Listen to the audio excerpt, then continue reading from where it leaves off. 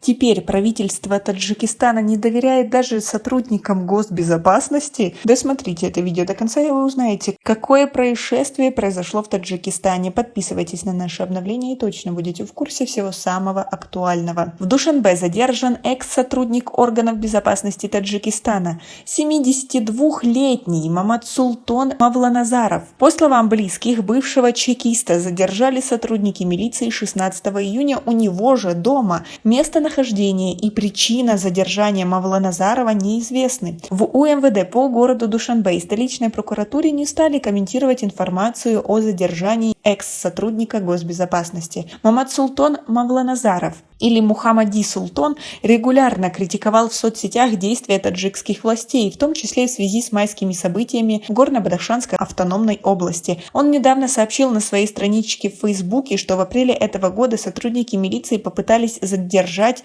его в 101-м микрорайоне и доставить на допрос. Близкие Мавланазарова сообщили, что рано утром в четверг 9 человек в милицейской форме задержали экс-сотрудника госбезопасности прямо в его постели.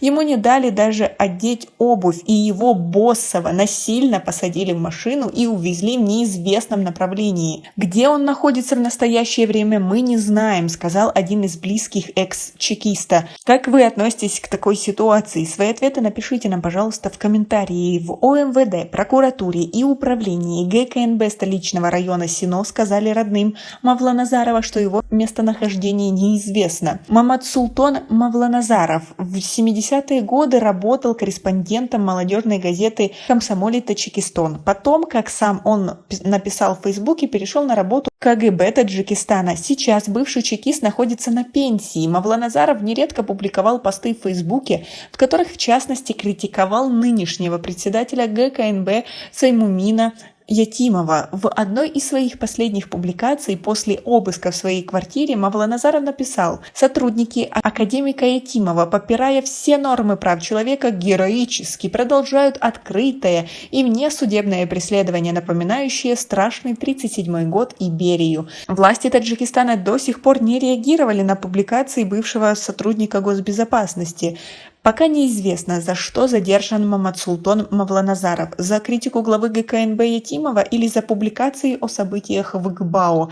А как вы думаете, почему его задержали? Свои ответы напишите нам, пожалуйста, в комментарии. И как вы, в принципе, относитесь к тому, что сейчас происходит в Таджикистане? Ведь это действительно похоже на какой-то абсурд.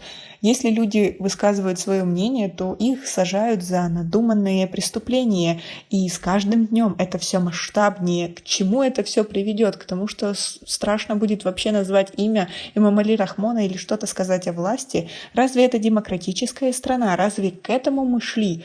Как вам такая диктатура? Свое мнение по поводу всего этого напишите нам, пожалуйста, в комментарии. У нас пока на этом все. Оцените наше видео подпиской и лайком. До скорой встречи!